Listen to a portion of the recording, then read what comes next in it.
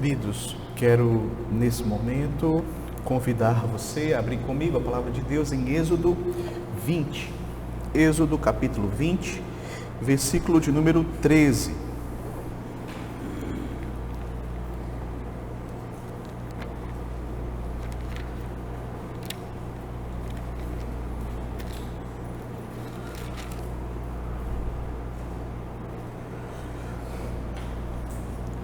Êxodo 20, verso 13, versículo pequeno, que diz: não matarás, não matarás. É neste mandamento que estaremos meditando nesta manhã. Antes, porém, nós vamos fazer uma oração ao Senhor, vamos nos dirigir a Deus. Senhor Deus, louvado e exaltado seja o teu santo nome. Somos gratos a Ti, Senhor, pelo privilégio de, nesse dia especial, nos reunirmos para podermos estudar a Tua palavra. Obrigado, Senhor, por tudo aquilo que o Senhor já esteve falando aos nossos corações, através da leitura da Tua palavra, através, ó Deus, dos cânticos que também estão baseados na Tua palavra. Ó Deus, obrigado, Senhor, porque o Senhor tem suprido as nossas vidas, física e espiritualmente. E nesta hora, Senhor, te suplicamos que mais uma vez o Senhor possa ser conosco e iluminar o nosso entendimento para que possamos compreender a Tua lei, em especial o 6º mandamento, não matarás, que o Senhor nos ajude a compreendê-lo, Senhor, e assim viver de acordo com os Teus princípios contidos aqui neste mandamento. Assim eu te peço e eu te rogo, em nome do Senhor Jesus Cristo. Amém.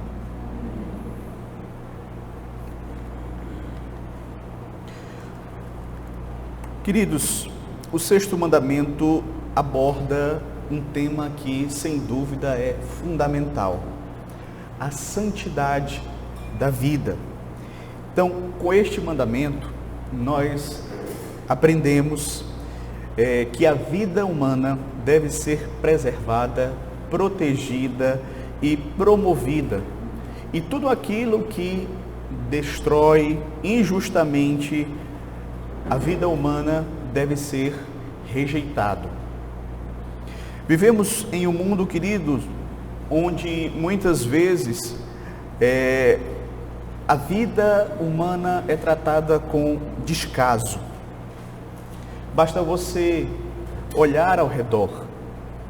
O crescimento da violência, descaso com a saúde pública, o abuso nas relações que causa adoecimento tanto emocional quanto físico, o estresse que também tem sido motivo do adoecimento de muitas pessoas, o hábito de se alimentar de forma errada, a falta de cuidado com o corpo.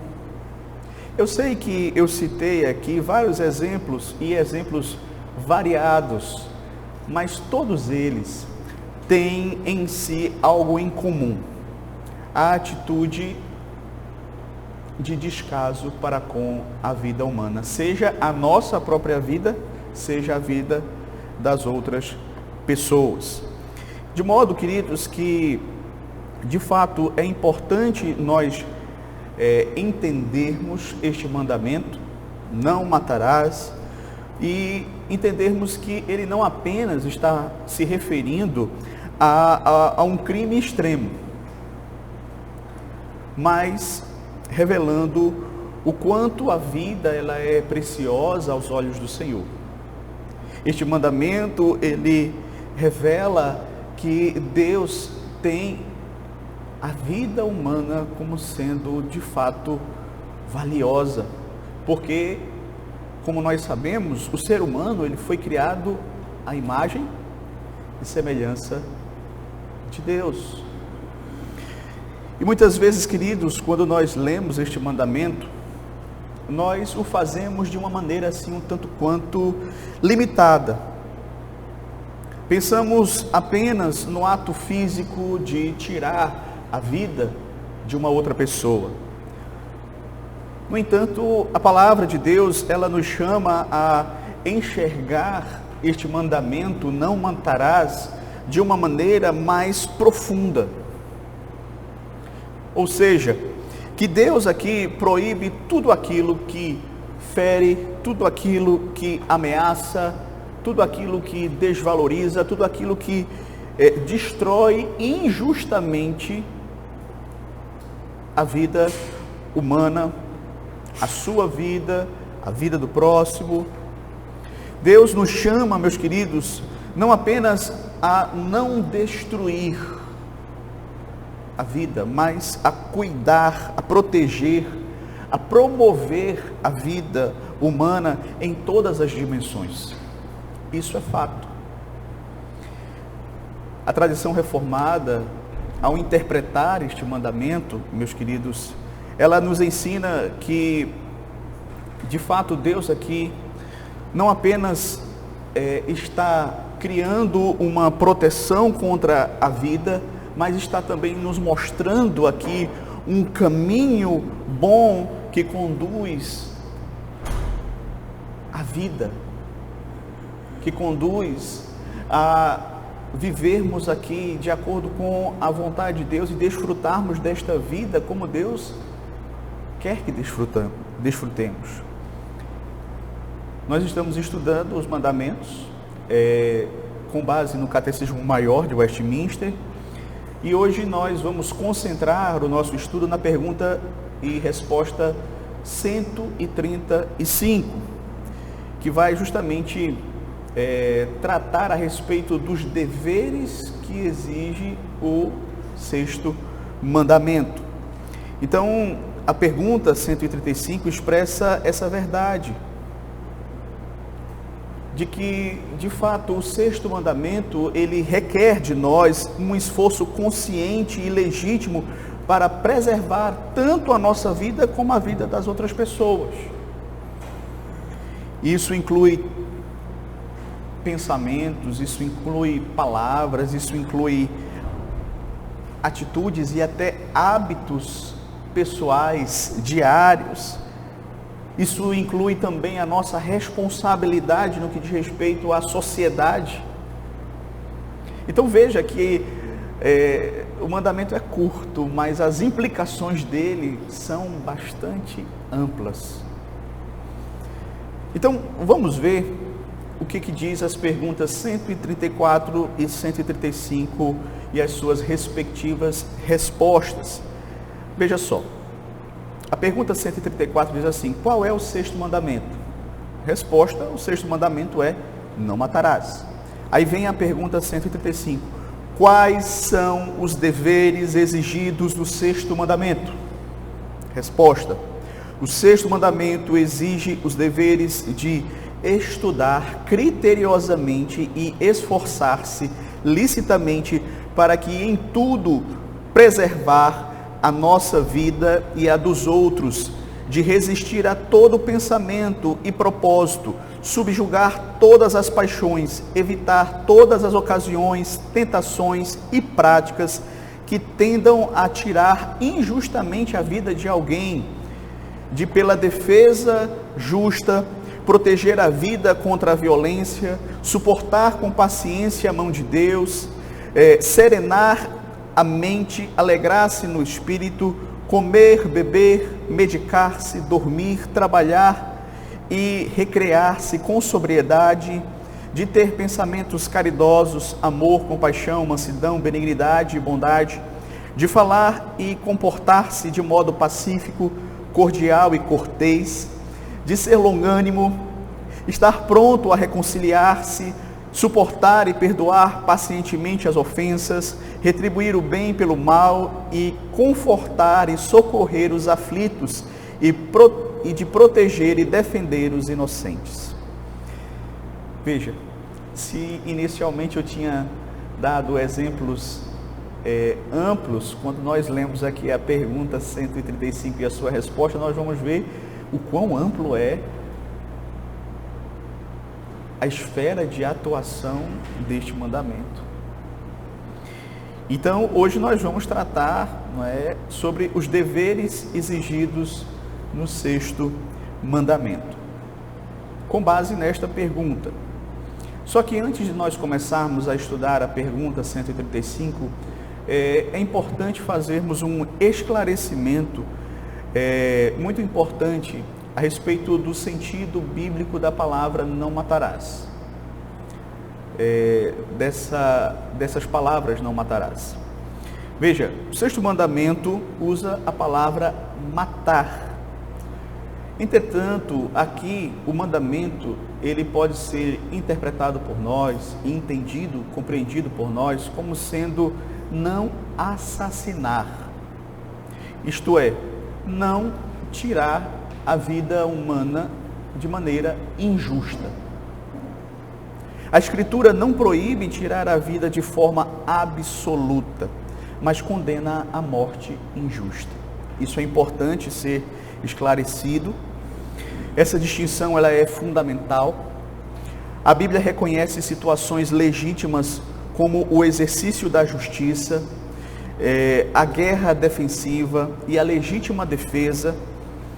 Por isso, o nosso catecismo ele está correto ao interpretar o não matarás como sendo não assassinarás. Ou seja, não tire a vida do próximo injustamente.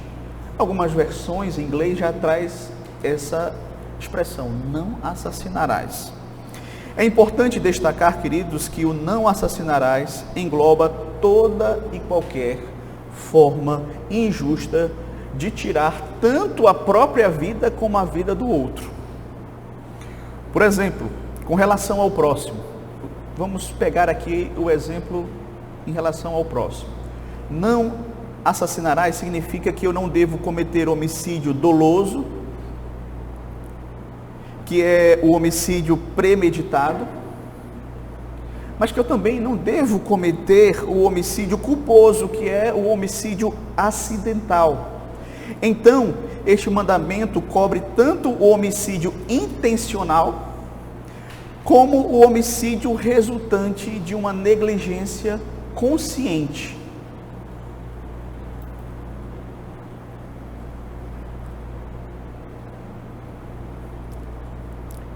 Então, vejamos aqui, com base na pergunta 135, como os irmãos viram, ela é uma pergunta ampla, mas eu vou tentar aqui trazer de uma maneira mais resumida que a explicação dela. Talvez alguns pontos aqui não sejam contemplados por nós, mas devido ao tempo, porque de fato ela é bem extensa e bem abrangente, tá bom? Então, primeiro, é dito aqui, em primeiro lugar, esse mandamento nos ensina o dever de preservar a vida. Esse é o primeiro ponto que nós precisamos destacar.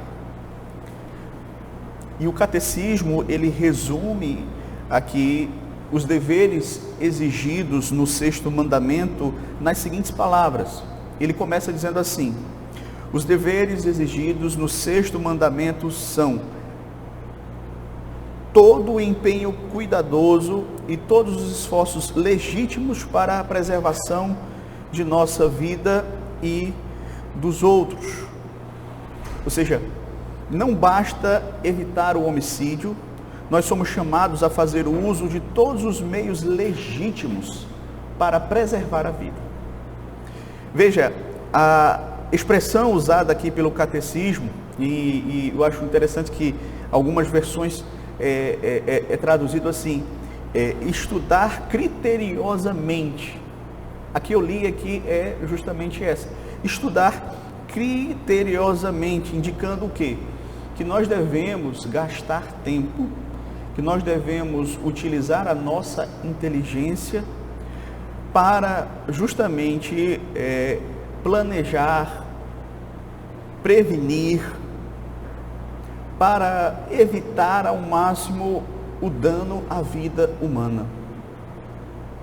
Quando o catecismo fala estudar criteriosamente, ele está indicando o uso responsável da inteligência humana na ciência, na medicina, na prevenção, em políticas públicas, em organização social, em tecnologia, tudo o que nós pudermos fazer para preservar a vida humana, nós devemos fazer.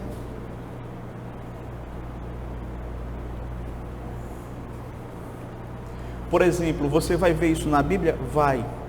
Lá em Deuteronômio, capítulo 22, verso 8, Deus diz assim: quando edificares uma casa nova, far-lhe-ás no terraço um parapeito, para que nela não ponhas culpa de sangue, se alguém de algum modo cair dela. Veja que esse texto mostra que Deus exige medidas preventivas, certo? Contra possíveis perigos. Ou seja, quando o israelita ia construir sua casa, né, com altos e baixos, ele deveria construir um parapeito, porque alguém poderia cair de lá de alguma maneira, seja por displicência, seja por, de repente, uma situação em que a pessoa venha a empurrar o outro por alguma razão. Então Deus requer aqui essa medida de segurança. Então, dessa forma, a ciência, o conhecimento humano são, sem dúvida, instrumentos ordinários da providência de Deus para a preservação da vida. Deus nos deu inteligência para que possamos usá-la, inclusive para isso, prevenção da vida. Um ponto também importante, queridos, aqui na resposta do catecismo, é que ele afirma que nós devemos lançar mão de todos os meios lícitos para preservar a vida, certo? Então, eu devo preservar a vida, sim, utilizando-me dos meios que são lícitos. Então, a fidelidade a Deus jamais deve ser sacrificada, ainda que sob o pretexto de salvar vidas, certo? E aí nós temos o exemplo lá dos amigos de Daniel.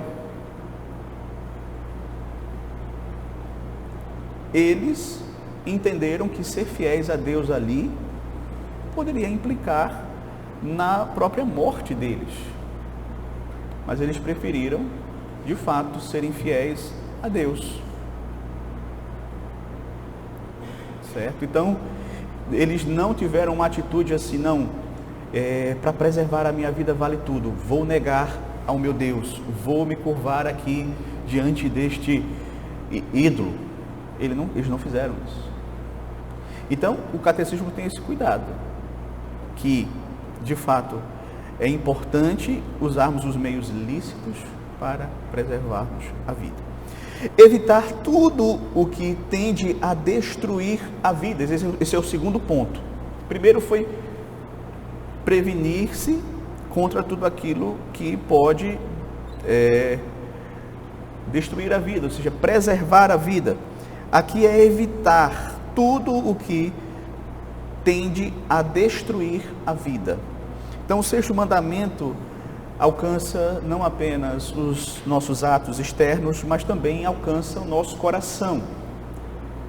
Devemos resistir a tudo o que tende a destruir injustamente a vida humana. O catecismo diz que devemos resistir a todo pensamento e propósito, subjugar todas as paixões e evitar todas as ocasiões, tentações e práticas que tendem a tirar a vida injustamente, seja nossa, seja de outra pessoa. Então, veja quão amplo é este mandamento. Ele não apenas está tratando de atos externos, mas também de uma disposição interna, de atitudes do coração.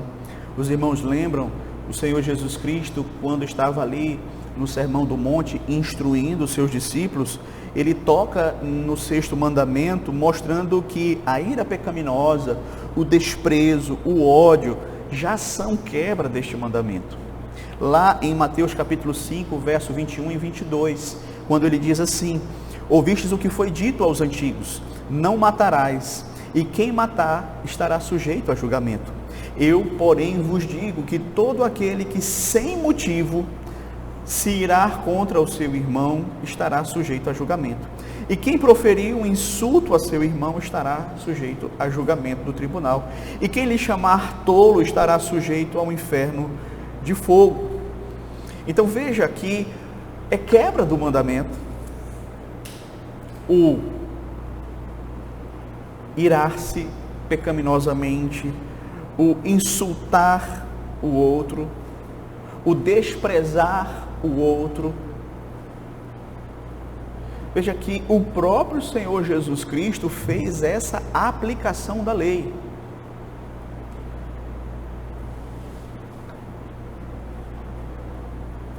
É justamente com base em textos como esse que o nosso catecismo, ele pega os mandamentos e faz esse exercício de interpretá-los, né, dessa forma ampla como o próprio Senhor Jesus Cristo interpreta aqui.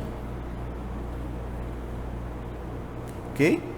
Outro ponto que o catecismo menciona é que devemos evitar ocasiões, tentações e práticas que atentam contra a vida. Não é? Deus nos chama não apenas a resistir ao pecado, mas a evitar conscientemente aquilo que conduz ao pecado, à morte. O livro de Provérbios, por exemplo, ele trata desse princípio quando ele faz uma advertência no capítulo 1, verso 10, dizendo assim: filho meu, se os pecadores querem seduzir-te, não o consintas. Ou seja, não devemos apenas rejeitar o ato pecaminoso em si, mas devemos também interromper o processo desde o início. Devemos ter essa atitude de recusar a sedução dos pecadores, porque há toda uma sedução até levar você a cair, a pecar. Então o texto vai justamente dizer: não consinta com isso, não permita que esse processo ele venha a se desenvolver e culminar na sua queda, no seu pecado. Então evite sim situações, ocasiões, práticas, tentações. O que você puder evitar, evite. É a melhor coisa. Nosso coração, nosso velho coração, ele é pecador. Da mesma forma, em Provérbios 23, você vai ver o sábio advertindo quanto práticas que destroem o corpo, destroem o próprio juízo, a sobriedade. Ele diz assim: não esteja entre os beberrões de vinho. O perigo não está somente no ato isolado, mas também no ambiente, no hábito, na falta de controle que conduz à autodestruição. Então, se você puder evitar essas coisas, evite. Desconfie de si mesmo. Quando se trata de tentação, o corajoso não é aquele que fica, mas aquele que foge. Porque conhece a si mesmo, sabe que há ainda dentro dele o pecado remanescente. Terceiro tópico que eu gostaria de destacar, baseado no catecismo: a justa defesa e a proteção contra a violência. Esse é um outro ponto que o catecismo trabalha, certo? A justa defesa e a proteção contra a violência. Então, à luz de toda a palavra de Deus, fica claro que Deus, ele não apenas permite, mas ordena a proteção da vida contra a violência injusta. Deus ordena a proteção da vida contra a violência injusta. Assim, esse mandamento, ele tanto proíbe você tirar a vida de uma outra pessoa injustamente, como também nos ensina o dever de preservá-la. Inclusive, através da legítima defesa. Então, primeiramente, a Escritura atribui às autoridades civis a responsabilidade de conter o mal e proteger os inocentes. Paulo afirma assim, Romanos 13:4, porque a autoridade é ministro de Deus para teu bem. Entretanto, se fizer o mal, teme, porque não é sem motivo que ela traz a espada, pois é ministro de Deus vingador para castigar o que pratica o mal. Então veja, uma das formas como Deus protege a vida humana é através das autoridades civis. A eles foi dado o poder da espada, o poder de usar a força para coagir a violência injusta. É interessante porque esse termo espada nas Escrituras, quando utilizado, ele está se referindo à morte, inclusive. Então, Deus deu autoridade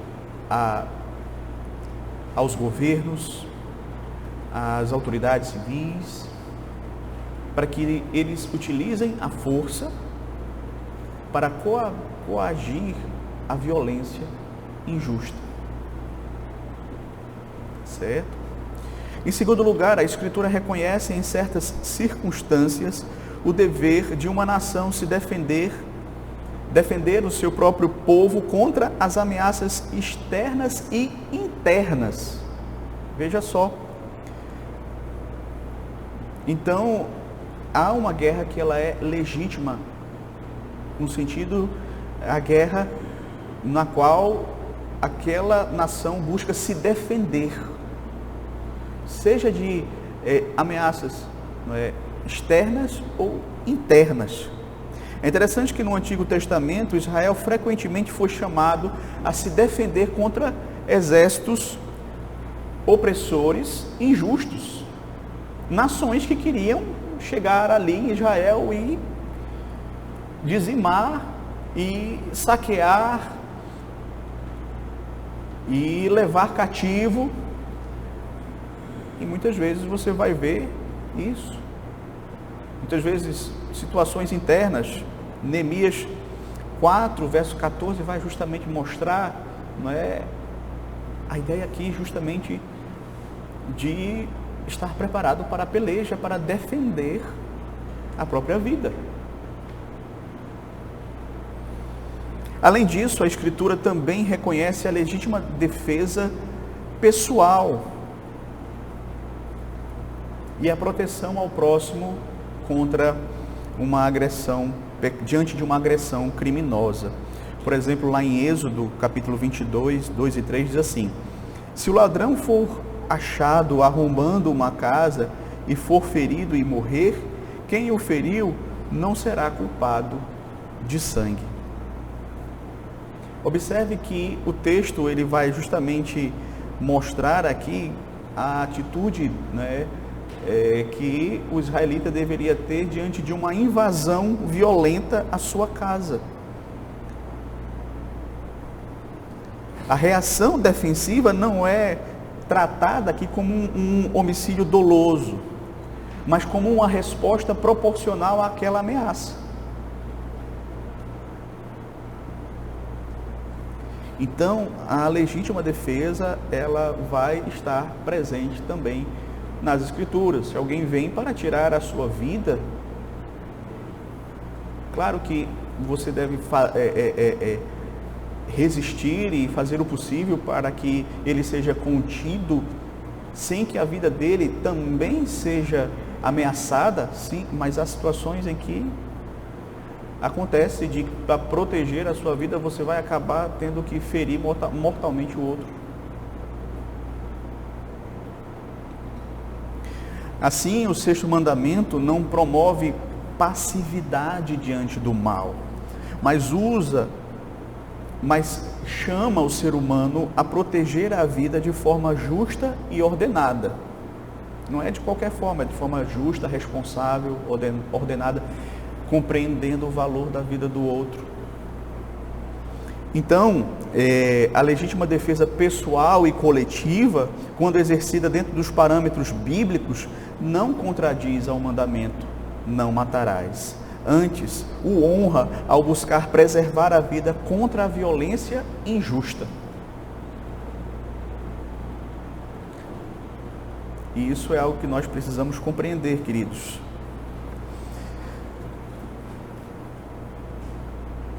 E eu sei que talvez para alguns de vocês é a primeira vez que vocês estão ouvindo algo dessa natureza, mas é o que a palavra de Deus ensina.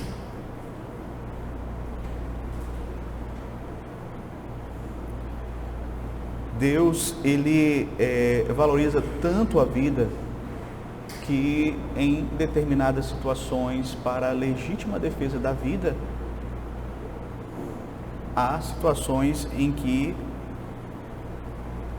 há uma necessidade de, se necessário for, dentro dos parâmetros bíblicos, tirar a vida do agressor. Ok? Em quarto lugar, sobriedade no uso dos bens legítimos da vida. O catecismo também vai mencionar algo como comer, dormir, beber, trabalhar, usar medicamentos e recrear-se com sobriedade.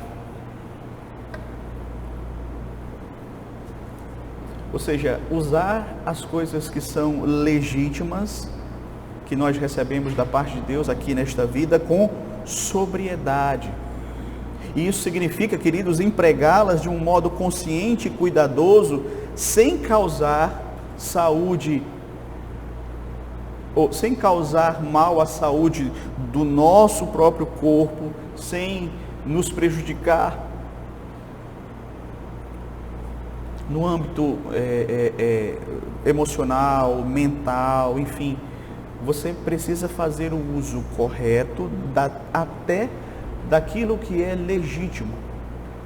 A Escritura ensina que bens legítimos da vida, como alimento, descanso, trabalho, recreação, são dádivas de Deus. Devem ser recebidos por nós com ações de graça.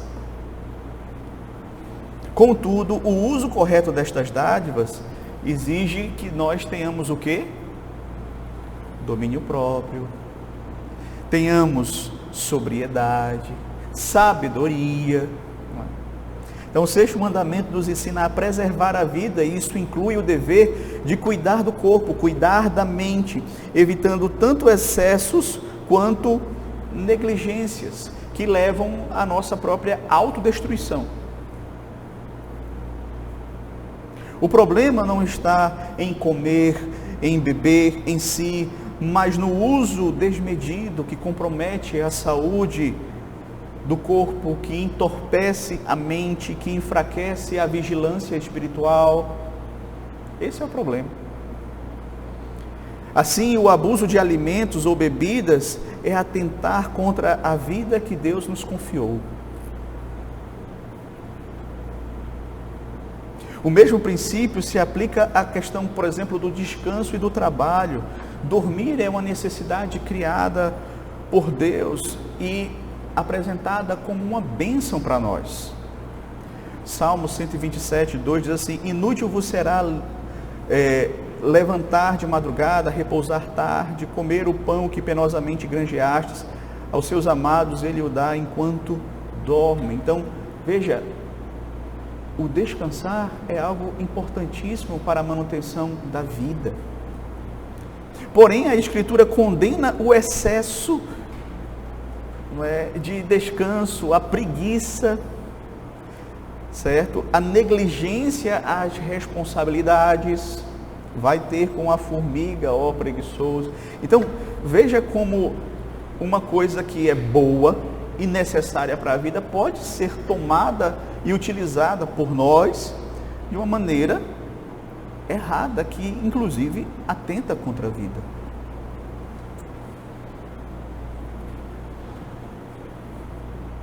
Paulo diz, aquele que não trabalha é bom que não coma. Então, se você não trabalha, se você não come, você vai morrer. E sem falar que você se você, por outro lado, não descansar, isso também vai atentar contra a sua própria saúde.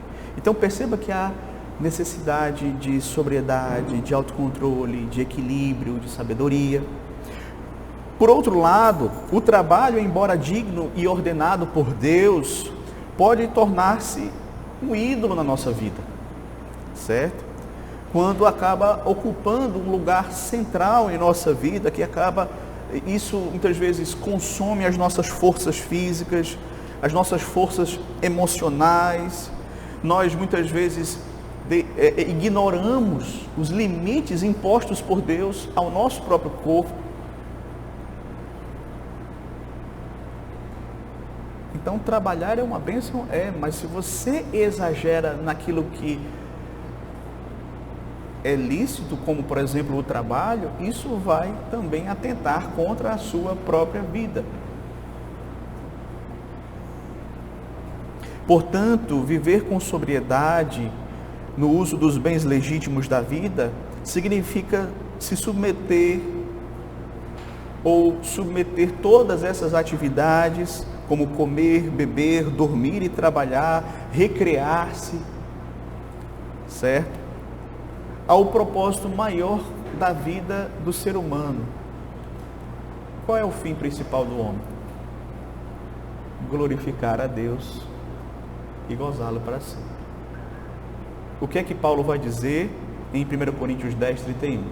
Quer comais, quer bebais, quer façais qualquer outra coisa, fazei tudo para a glória de Deus. É interessante que a pergunta também vai utilizar a expressão medicar-se. E essa expressão ela deve ser compreendida por nós de forma ampla, incluindo não apenas o uso de medicamentos, mas todos os meios científicos legítimos que Deus, em sua providência, colocou à nossa disposição para aliviar o sofrimento, para prolongar a vida. Então, medicamentos, tratamentos, tudo aquilo que vai fazer bem a nós, vai aliviar o sofrimento, curar doenças, prolongar a vida, tudo isso deve ser lançado, nós devemos lançar mão de forma correta, de forma que glorifique a Deus, não é de qualquer forma, porque senão a gente vai atentar contra a nossa própria vida, certo? Quinto, espírito pacífico, cordial e cortês. O catecismo também fala, ele diz assim: falar e comportar-se de modo pacífico, cordial e cortês. E talvez você pergunte, mas pastor, o que é que isso tem a ver com não matarás? Veja, o sexto mandamento não se limita à preservação da vida física, mas se estende à proteção da vida relacional, emocional, espiritual, certo? Do ser humano. Então, o modo como os nossos relacionamentos com o próximo, eles são administrados por nós, pode tanto promover, quanto ferir profundamente a vida. Por isso, Deus exige que seu povo cultive um espírito pacífico, cordial, cortês, reconhecendo que palavras e atitudes carregadas de ira, de grosseria, de desprezo, de vingança, trazem danos reais à vida do meu irmão. A Bíblia é clara ao mostrar que a ira descontrolada não é uma reação inofensiva, mas um pecado que corrói o ser humano. Provérbios 14, 30 diz assim: o ânimo sereno é a vida do corpo, mas a inveja é a podridão dos ossos. Embora esse texto trate da inveja, o princípio aqui se aplica a todas essas paixões desordenadas. Elas perturbam a mente, por consequência, afetam negativamente o corpo. E isso tem sido comprovado cientificamente aí, de forma muito clara não é, nos nossos dias.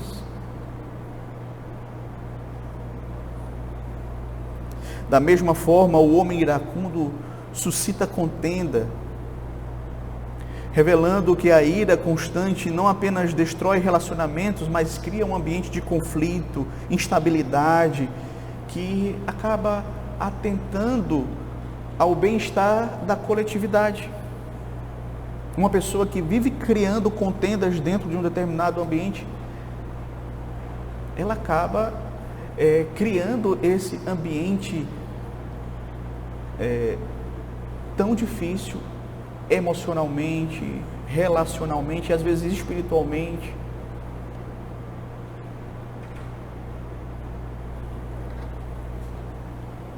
O livro de Provérbios, lá no capítulo 12, no verso 6 e 18, nos alerta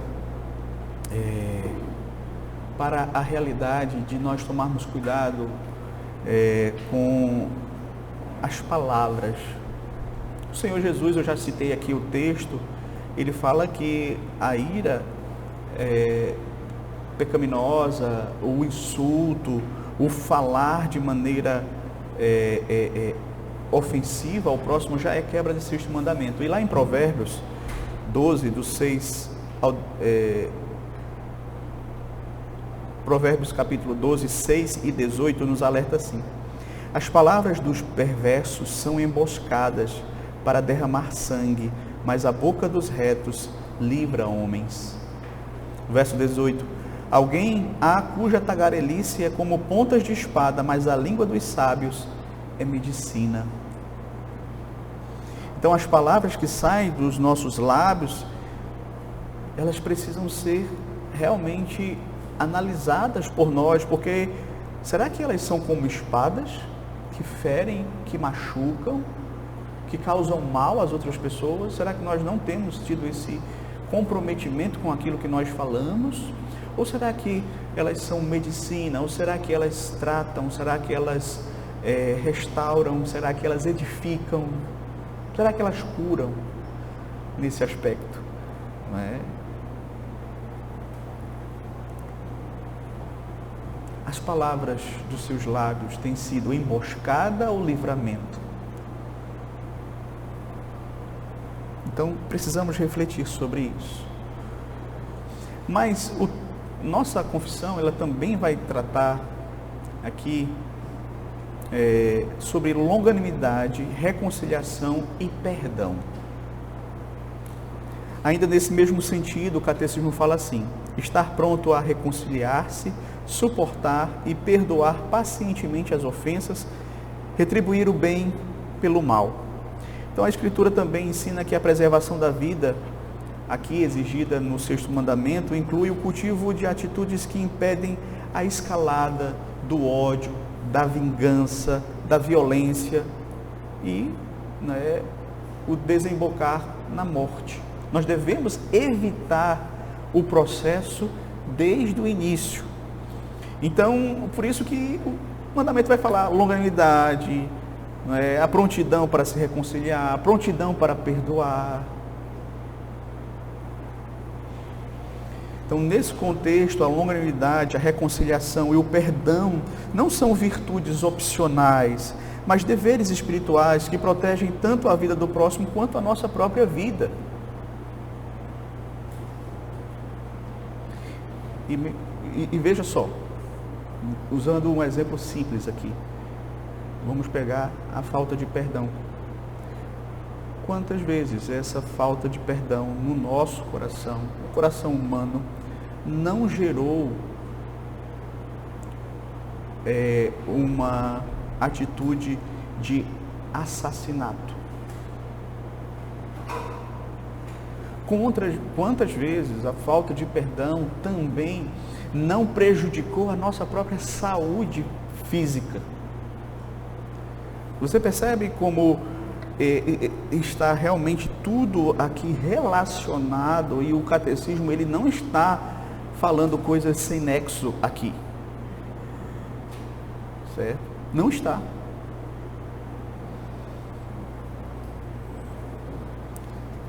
Então, nós precisamos ter essa atitude de longanimidade, estar disposto a suportar ofensas, provocações e até injustiças, sem reagir de forma precipitada ou vingativa. Claro, existem situações que você vai fazer o devido uso legal da justiça para poder se defender. E isso faz parte, entendeu? Mas há diversas situações na sua vida e na minha em que você vai sim ter que exercitar isso aqui. Evitar esse espírito de vingança. A palavra de Deus nos chama a uma postura dizendo assim: não vos vingueis a vós mesmos, amados, mas dai lugar à ira. E aqui é a ira de Deus, tá? Porque está escrito: a mim pertence a vingança, eu retribuirei, diz o Senhor.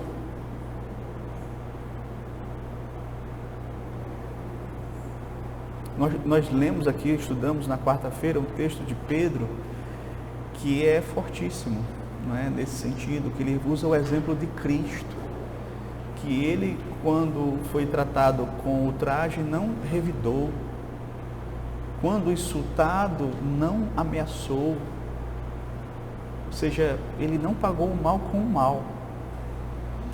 Então, quando nós confiamos, mas o texto vai falar, né, que ele se confiou a Deus, ele se entregou a Deus, ele confiou no juízo do Pai. E da mesma forma nós somos chamados a agir.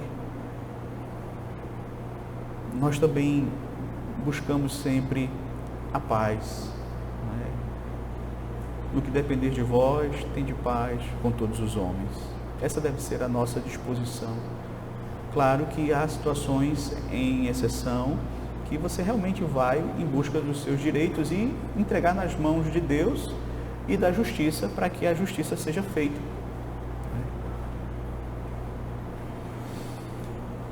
Em último lugar, confortar os aflitos e proteger os inocentes também é algo requerido ali no catecismo. O catecismo diz assim: confortar e socorrer os aflitos e de proteger e defender os inocentes. Então, o sexto mandamento não exige apenas que nós nos abstenhamos de causar dano à vida, mas também que atuemos positivamente em favor da preservação da vida do outro, especialmente quando ele se encontra nessa situação de fraqueza, de sofrimento, de injustiça, de vulnerabilidade, certo? Então, a Escritura apresenta o cuidado com os aflitos e a proteção dos inocentes como sendo expressões concretas do amor ao próximo.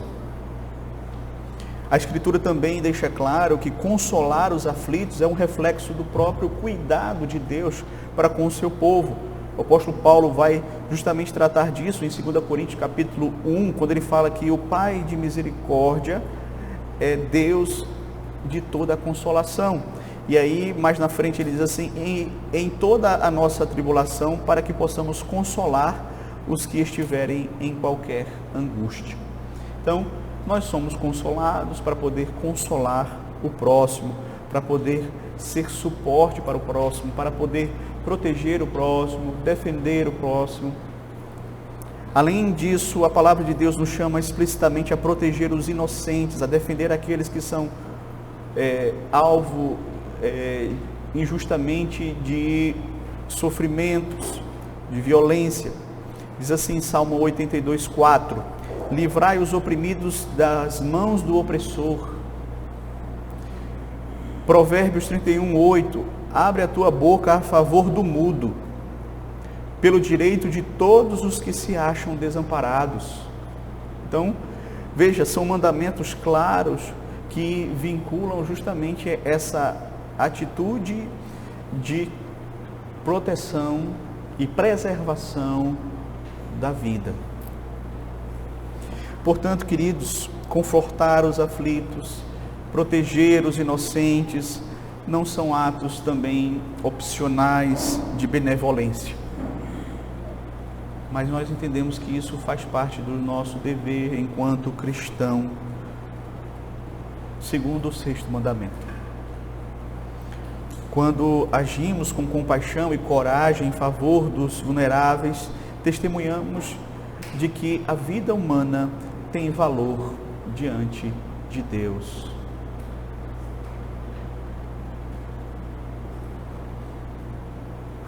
E aqui eu gostaria então de concluir trazendo algumas aplicações do estudo para as nossas vidas. O estudo por si só, ele é de fato bastante aplicativo, mas eu gostaria de trazer algumas para que a gente possa reforçar um pouco os princípios aqui tratados. Primeiro, examine se você tem preservado a vida também em seus atos diários. Veja, o sexto mandamento nos chama não apenas a rejeitar a violência explícita, mas a cuidar responsavelmente da vida que Deus nos deu. Isso nos leva a perguntar, será que nós temos honrado a Deus no cuidado com a vida que Ele nos deu, no cuidado com o nosso corpo, com a nossa mente, com as nossas emoções? Negligenciar a saúde, meus queridos, com excesso de trabalho, com falta de descanso, com alimentação desordenada, com hábitos destrutivos, tudo isso é quebra do sexto mandamento. E nós precisamos refletir, como é que eu tenho cuidado da vida que Deus me deu? Da saúde física, emocional, espiritual. Será que eu tenho utilizado de forma sóbria as coisas legítimas, não é? A comida, a bebida, o descanso, os medicamentos? Então tudo isso é importante que a gente venhamos a nos confrontar, certo? Faça essa autoconfrontação. Não pense no outro, certo? A gente sempre tem essa tendência de pensar nas outras pessoas, né? Pense em você mesmo. Aplique a palavra para você mesmo, certo? 2. Arrependa-se de pecados do coração que ferem a vida do próximo. Então Jesus ensina que a raiz do homicídio está no coração. Ira cultivada, desprezo, palavras ofensivas e ódio silencioso são formas reais de violar o sexto mandamento. É quebra de mandamento. O próprio Senhor Jesus foi quem disse isso. Somos chamados a subjugar as paixões desordenadas e a resistir a pensamentos e atitudes que corroem os nossos relacionamentos. Isso então exige de nós arrependimento contínuo, exige de nós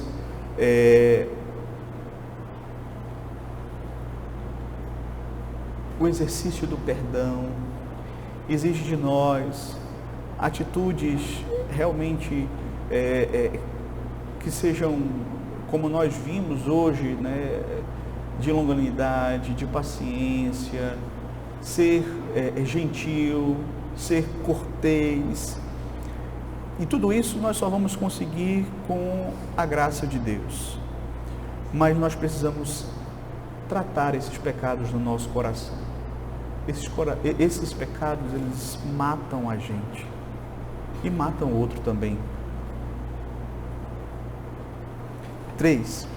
Seja intencional em evitar ambientes e práticas e influências destrutivas.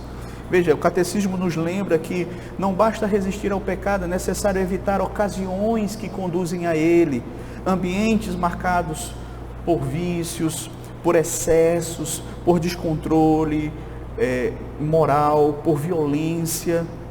Então, não apenas nos expõe ao pecado, mas também nos colocam em risco de vida. Então nós devemos ter cuidado com isso. Obedecer o sexto mandamento implica em decisões práticas, afastar-se de influências nocivas, estabelecer limites e buscar contextos, ambientes que promovem a vida, que promovem a piedade, que promovem a santidade. Certo? 4. Rejeite tanto a passividade diante do mal, quanto a vingança pessoal. Rejeite tanto a passividade diante do mal, quanto a vingança pessoal. Veja, o estudo que nós tivemos hoje, vimos que Deus ordena a proteção da vida contra a violência injusta, inclusive por meio da legítima defesa, inclusive por meio das autoridades constituídas, não é? Ao mesmo tempo, nós somos proibidos, por outro lado, de vingança pessoal, de nos irarmos, né? De agredirmos o outro com palavras, com ações. Então, precisamos ter essa sabedoria. Somos chamados a confiar no Senhor, não nos vingar, recorrer aos meios legítimos, não é, quando necessário, mas sempre livres do ódio, sempre livres da amargura, sempre livres daquele desejo de retaliação. Certo? Então, precisamos tomar cuidado com isso. Defender a vida de forma justa honra a Deus, mas vingar-se, isso não honra a Deus. Último lugar, pratique ativamente o amor que preserva e promove a vida humana. Veja, é importante, meus queridos, refletirmos sobre isso. O 6º mandamento não apenas é negativo, não matarás, mas ele é profundamente positivo. Ele nos chama a confortar os aflitos, ele nos chama a socorrer os necessitados, ele nos chama a proteger os inocentes, a promover a reconciliação, a retribuir o bem pelo mal. Então veja que isso é amor. Então, uma das formas como nós devemos colocar em prática o não matarás é amando o nosso próximo.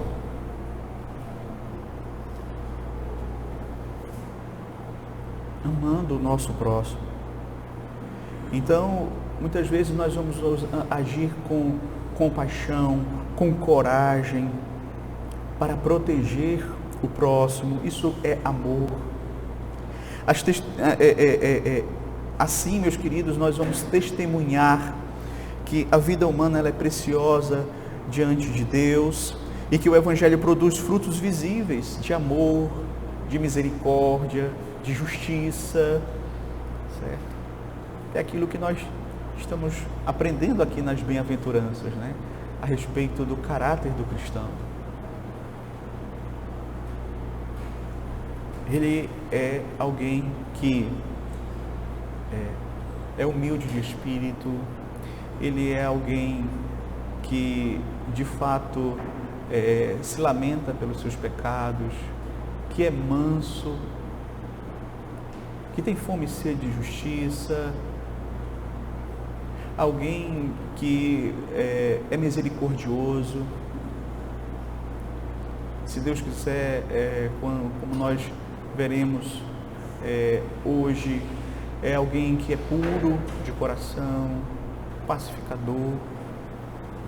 Então, veja como a palavra de Deus, ela de fato está entrelaçada, o seu conhecimento, ele está, ele permeia toda a nossa vida, certo? Que Deus então nos abençoe.